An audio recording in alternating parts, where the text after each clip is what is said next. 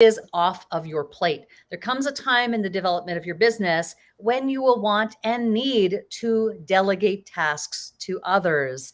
Lindsay LaShell is here with us today on Cash In on Camera to talk about how do we delegate effectively as entrepreneurs.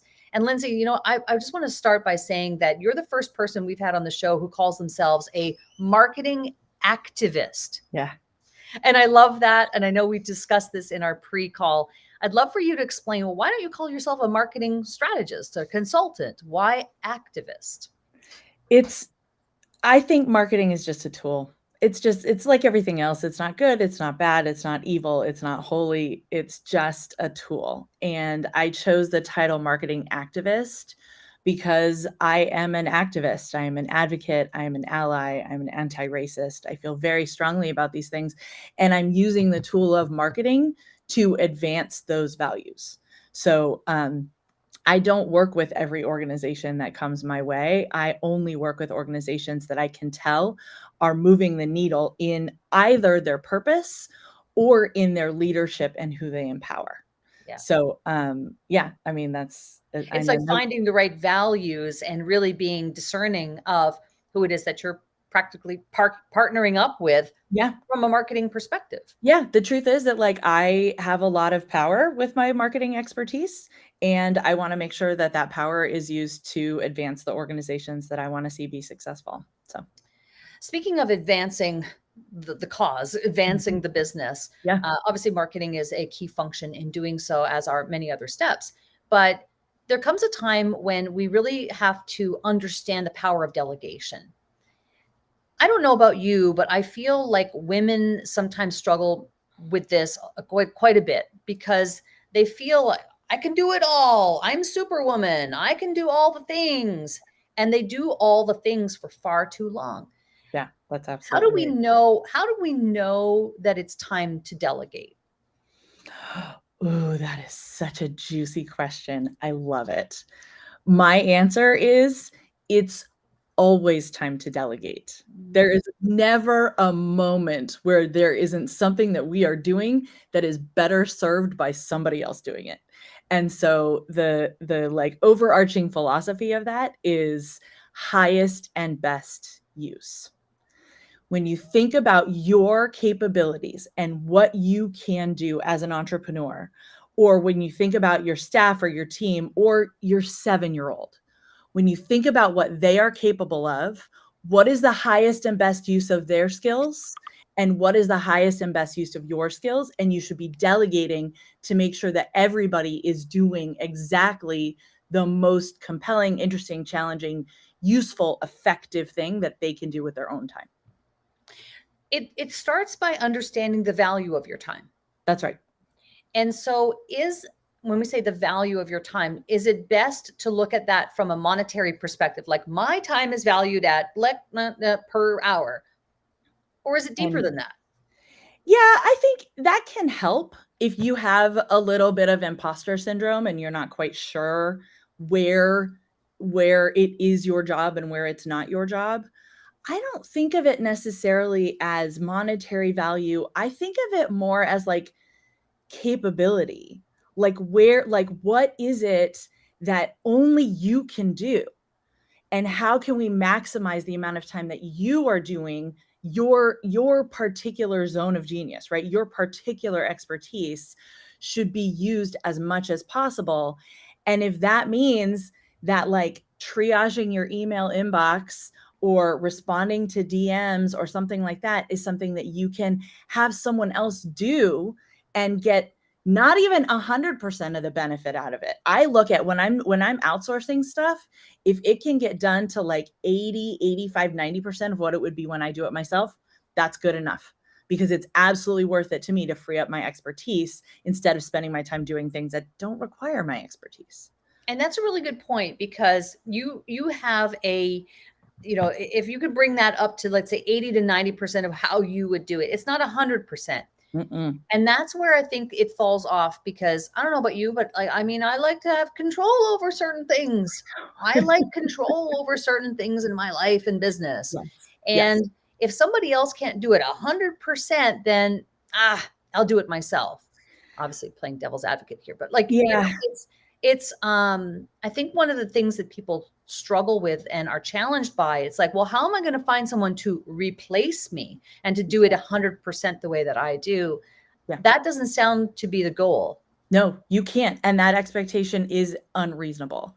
And it's sort of like, I'll jump in, like one of the core sort of important understandings about the way that I teach delegation is that the asker has a certain amount of power and the doer has a certain amount of power, right?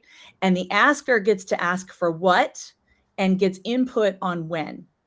And the doer gets to decide how. And as askers, we need to let go of that how. Because if they are clear on the expectation of delivery, what is it that we're actually after, then we should not have to care about the how, right?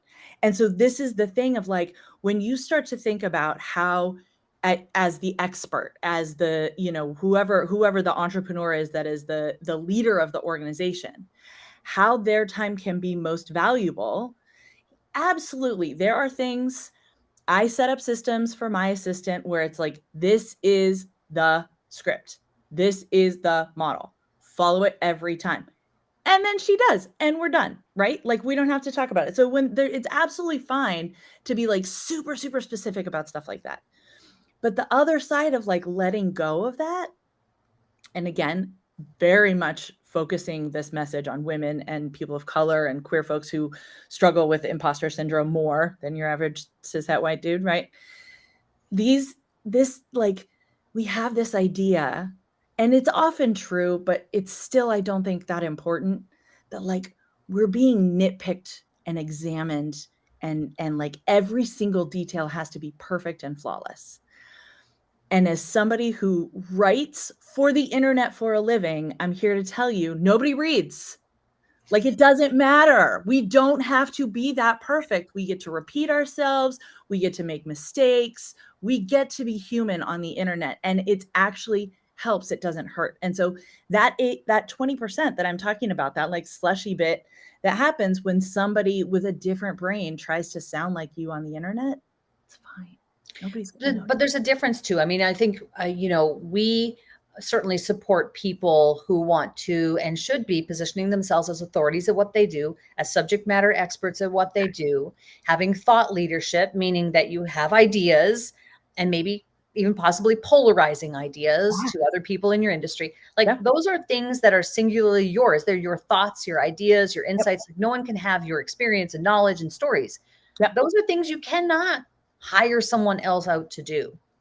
Sure, right? And so sometimes I think that there is a gray area, especially when it comes to content. They'll say, okay, well, I'm going to hire a copywriter to write in my voice. Yes. And then they expect that person to formulate all their ideas for them. Yes. Like, you can't do that. You have to have your own thought leadership, and then delegate tasks to someone else who can then take that and run with it. Absolutely. And I use two really great hacks for handling that situation. So option one is a simple content brief, right? The person who generates the ideas, it's like, it can be as complicated as an outline. It can be as simple as a content brief. I'll give you, this is not supposed to be a marketing conversation, but I'll give you my my content briefs answer 5 questions. Who's it for? Which is the audience member, right? Where are they in their journey that they are receiving this information? What do they care about as a result of being who they are in that place, right? What is my offer to them? And what is the call to action? And if you just answer all those questions, then hand it to somebody who has read and consumed a whole bunch of your content. A skilled copywriter can turn that into thought leadership, right?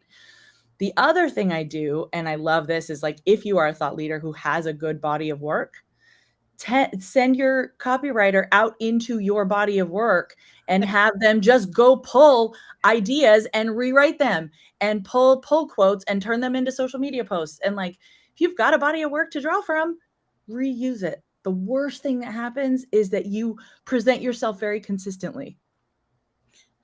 Right? I know. It's like, but I already posted that one story that one time 5 years ago. Nobody remembers it. You get to post it at least 10 more times this year. I have a client this morning. We were having a call, and she has recently hired her, I believe this is her first VA, certainly the first VA within the construct of the business that she's building. Yeah. And so we get on the call today, and she was, it's amazing. She said, you delegate things to this person, and they actually like turn it around, and it's there the next day. And I go, I know. Isn't it amazing? Yes. And she was like, wow. It was as if she'd, she was walking into a whole new world. And she is. She's walking into a whole new world. And I was so happy for her. Not everyone feels that they're at that stage where they can do that, where they should do that and hire that person. But to your point earlier, the best time to hire and delegate out is really anytime, like right away. Yeah. What are some of the key first things you should delegate and get off your plate? That's a great question. I always start with the smallest, most core, most repeatable things. Like my management style in general is like, I will give someone this much to do and be like, I don't care how you do it. This is your realm, get it done. Right. And then as they show success, then it expands and expands and expands. And so I would always start with something that is easy to set explicit expectations for. I would start with something that is easy to turn into a playbook or a script or a method, right? I use Loom videos a lot personally when it's like something that I do all the time, and all of a sudden I'm like, why am I doing this? I will like do a Loom video of me doing it and then send it to my EA and be like, now this is your job. You have to do it 3 times a week or whatever, right? And so but the thing that I love about that tool, and the thing that is, I think, really important in a new EA relationship, is really explicit expectations. This is one of the things that we don't learn about delegating as managers or as managees, right? Nobody knows what are the, like, if you are asking me to do a new task for the first time, I don't know what I don't know. And so the way to make it better is, first of all, as much context as is needed. What are the contingencies? Where does this request come from? Why is it important? What is the timeline? All of the context helps to inform how and when it gets done. And then you have this really explicit checklist. What is the thing? Size and shape, budget, time limitations. Is it a Google Doc? Is it a Word doc? Like, all as explicit as possible, because that way there's no question about you as the delegator, right? As the asker, you stop like setting up a system that reinforces your incorrect belief that if you want something done right, you have to do it yourself. That is a lie. The reason why we believe that is because we don't know how to tell people what we want. That's the key. That's the key. It's a communication. It's a communication issue. It is. Right. It is. And so if you shore up your communication skills and you can effectively convey your ideas, your desires, your wants, the steps, the tasks that need to be done. That's right. It's a communication issue. That's right. And so, but the other piece of that is, if the doer doesn't have the power to say no, then their yes doesn't matter. Right. They need to, the other thing about it is like, yes, communication, but like proactively and throughout the process, because the doer needs to, both the asker and the doer need to understand that renegotiation is a part of the process. I started this thing and now I see I didn't understand these 5 steps and it's going to take me way longer. I said I would have it on Tuesday. Now it's going to be Wednesday, right? Or no, I've got to go pick up my kid from work. I can't do it right now. Or I can do it instead of this other task you gave me, right? The doer has to manage their workload, because the one of the really important things for me is that the doer commits to the delivery timeline. The doer has to be the one to say, you will have it by this time, because that helps them. I mean, literally, like from the simplest things, like, I mean, I do this with my stepdaughter, right? When is your room going to be clean? You have between now and when you go to sleep on Sunday night. And I don't care when in that window, but before you go to sleep on Sunday night, you know the expectation of what it looks like when your room is clean. You tell me when you're going to do it. You're giving autonomy in the sense of, here's the time frame in which it needs to be accomplished. You're giving them autonomy to decide how and when, and the details of how they're going to get it done and when, within the construct of that time frame. And to your point earlier that, it's not about telling them you've got to do it my way or the highway. It's more about, this is what I want the end result to be. That's right. You can choose to get it done however you see fit. I find that challenging with technology, because I nerd out with technology. I love certain tools, and I'm like, oh, but I would highly recommend that you use this tool. That's something I struggle with. Like, I need to pull back and just be like, I have my own tools that are my favorites, and that's fine. Yeah. But I have to be more willing to be open-minded to, they might have their own tools that they like to use. And frankly, they might know tools that are better than even the ones that I know, and be open to that possibility. Yeah, absolutely. And I think part of the trick there, this is where, leadership is about making choices, right? And so part of the thing that I think makes that work is knowing when you are making a choice that affects them, right? Like, I literally had this conversation this morning with somebody I'm supervising, that it's like, we are going to use Trello for the editorial calendar, period. I don't care what else you've worked with. I don't care what else you like. There are reasons why I have made that choice, and this is the framework we're going to use. And now it's up to you to go fill in all of the things that we know that we need. What's that? Is the better approach then, as the asker, is the better approach to be just like, hey, these are the tools we use, and there's no arguing it. It's like, we're going to use Trello, we're going to use Restream, we're going to use whatever, and you're going to have to adapt to using them. And you live with it. Yeah, I think it really depends on what the output is. It really depends on what the output is. Like, so for me, it's like, if you're writing a thing for me, I don't care what you do, but I want you to deliver it to me in a Google Doc. Okay. That's right. So it's like, use whatever tool you want, but when I get it, it has to be a Google Doc. And so that sort of can do that. But, there's, as an organization, there's reasons why, we use Slack or we use Trello or whatever these things are. If you're not using them, if you're not engaged with them, then it just gets harder and more complicated. So I think there are moments where you're like, these are the tools, but within that, and certainly outside of that, you got to let it go. Go for it. Yep. So, Lindsay, in wrapping up the conversation around how to delegate effectively as an entrepreneur, what does it really come down to? How can we be most effective in delegation? What is the key thing that we need to keep in mind? It really is that it's that communication piece.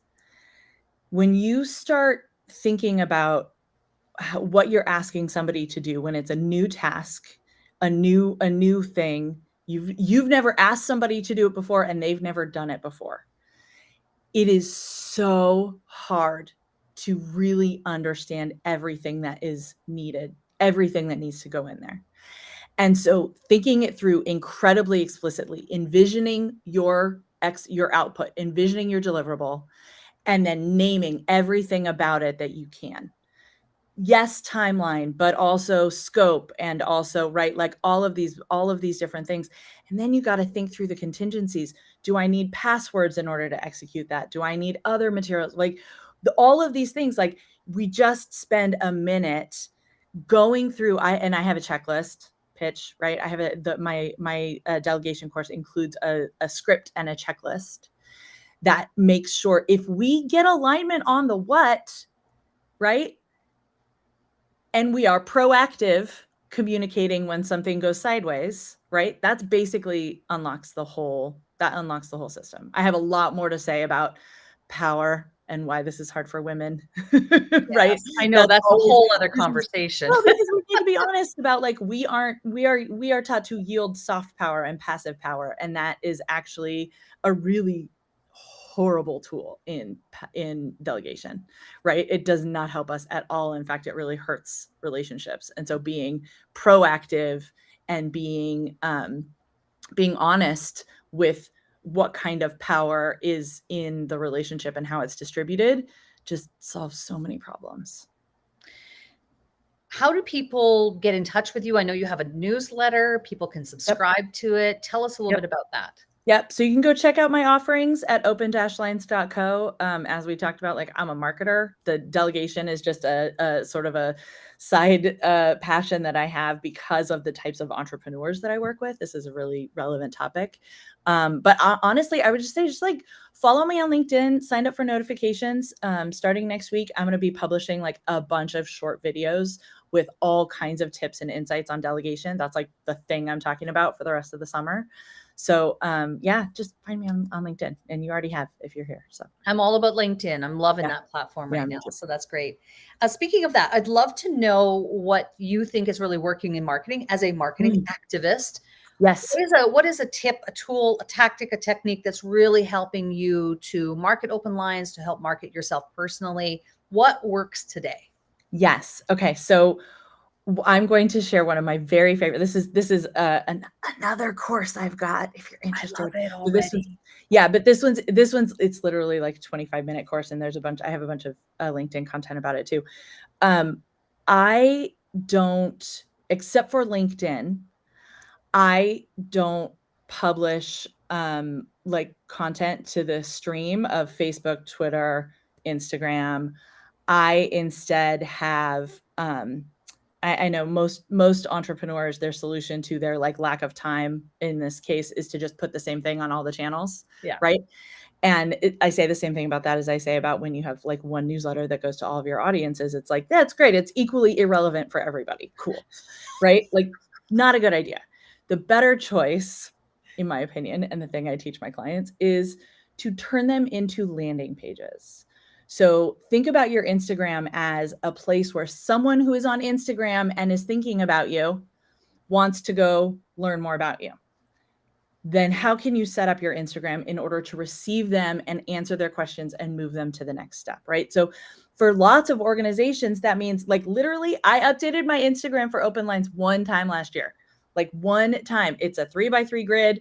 The very top square says, go find me on LinkedIn, right?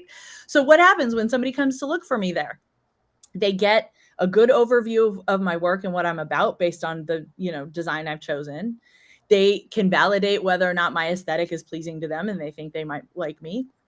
And they know where to go to find me for their next step. And it's LinkedIn. And so the amount of time that I don't spend on Instagram, because it's a rat race and a right, like it's just, I call it the hamster wheel. It's a hamster wheel. And there's so many. The smaller your audience is, the harder the grind is to get any new exposure and any audience growth. And so getting, like, if you don't have ad dollars to spin up that audience, it's real tough going. And Facebook, I mean, it's all the same. So yeah. So my advice is don't spend your time on feeding the beast. Don't spend your time on social media channels that you are not sure are helping you to build your audience. If they're not moving the needle for your business, put them on ice, turn them into landing pages, and reallocate that time towards things that are more productive. Yeah, the turning it into landing pages, it's really intriguing. I like that idea a lot. And Cool. I'm with you 100%. I'm not against social media, but I just think that in light of the changes that have happened and just the functionality of really what it's built to do is to keep people addicted and just kind of streaming through all the stuff. It is really challenging to make inroads there, especially as a smaller creator or someone who's, growing a business.